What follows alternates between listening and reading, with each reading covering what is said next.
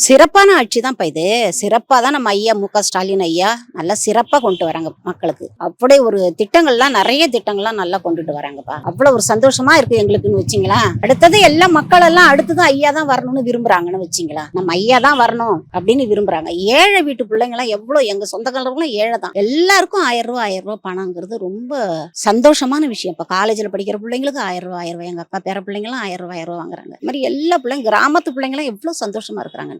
அவ்வளவு ஒரு சந்தோஷம். பஸ்ஸுக்கு சொல்லுங்களா, எவ்வளவு மக்களுக்கு எவ்வளவு பணம் ஃப்ரீ தெரியுங்களா? சம்பாதிக்கிறாங்க, எல்லாருக்கும் ஓரளவுக்கு வருமானம் வருது. இருந்தாலும் செலவு இல்லாத போய் செலவு இல்லாத வராங்க மக்கள். அதுதான் ஒவ்வொரு பிரச்சனைகளையும் உடனே ஈடுபாடோடு செஞ்சு அதை திருப்தி பண்ணாதான் மக்களுக்கு இன்னும் அடுத்தது செய்யணும் போகணும் வரும் வச்சு போகிறோம். இது நிரந்தரமா செய்யக்கூடியது. கலைஞர் கொண்டு நல்லா பண்ணாங்க. ஸ்டாலின் சார் நல்லா பண்றாங்க.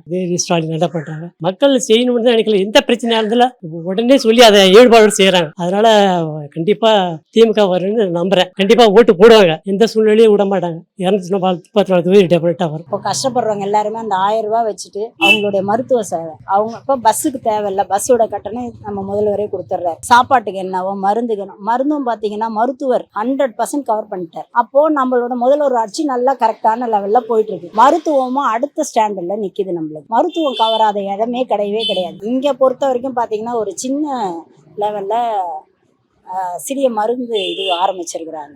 அந்த இதில் பார்த்தீங்கன்னா உங்களுக்கு ஒரு நாளைக்கு 100 டோக்கன் வர வேண்டியது 300 டோக்கன் வருது. அப்போ எவ்வளோ பேர் அதுக்கு பயன்பாட்டுக்கு வராங்கன்னு பாருங்கள். மக்களே அரசாங்கம் கொடுக்க உதவிகளை ஃபுல்லாக பயன்பட்டுருக்காங்க. அதில் எந்த வித பிரச்சனையுமே கிடையாது, எந்த அப்ஜெக்ஷனும் கிடையாது. அதுவும் கரெக்டாக ரூல் போயிட்டுருக்கு. மாத்திரையும் கரெக்டாக இது பண்ணிகிட்ருக்காங்க. எந்த பிரச்சனையும் இல்லாமல் போயிட்டுருக்கு. அதனால் இவர் அடிச்சிக்க சான்ஸே இல்லை. இன்னொரு 10 வருஷத்துக்கு இவரே எங்கள் முதல்வராக இருந்தாருன்னா கடவுளுக்கு அவருக்கு ஆயுசை கொடுக்கணும்னு நாங்கள் அதுதான் வேண்டிக்கிறோம்.